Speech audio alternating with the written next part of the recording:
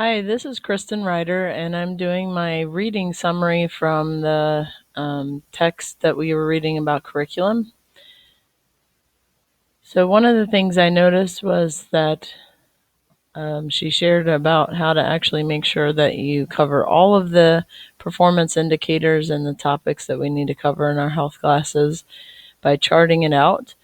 So, I gave an example here of what would look like in our high school if I had put my content down in the column, the left-hand column, and then making sure that it's covered in each grade level. I know that there's one in the middle schools.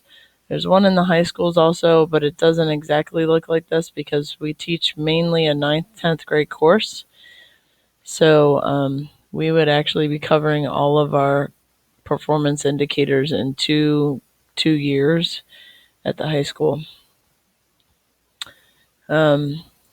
So begin with the end in mind. She talks about choosing a standard, then designing an assessment that is going to meet that standard or show that the student meets that standard, and then designing instruction based on the assessment and the standard and keeping those both in mind.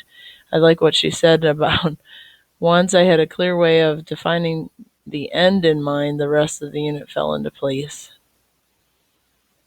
Again, starting with the standard, then create the assessment, then design the instruction. Another key point I picked out was that she mentioned to choose the appropriate performance indicator from standard 1, so the concept that you're going to teach, the content, and then choose the skill from standards 2 through 8, which has to do with more of the skill-oriented concepts in our health curriculum. So analyzing influences, decision-making, goal-setting, refusal skills, and using that to enhance the concepts that you chose from Standard 1.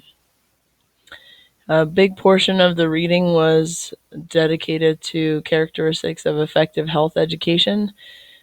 She gave a characteristic, and then she would show how it was applied in a classroom setting. I thought that was really interesting. It was a lot more interesting than just reading the characteristics and hearing her explain what it was about. But I was very interested to see what was happening in different classrooms. And it was interesting to see where I felt like I'm doing pretty good on, and where I feel like I need to improve or our department needs to improve. And then after she talked about the characteristics of effective health educators, she mentioned about the training health educators, the certification that is involved in it, and then standards that prepare elementary teachers and secondary teachers. I did not even know that there are standards involved with professional development. So just as there are standards for student learning, there are standards for professional learning. I did not know that, and I would be very interested to see if our district knows that. Anyway, thanks for listening. That was my summary.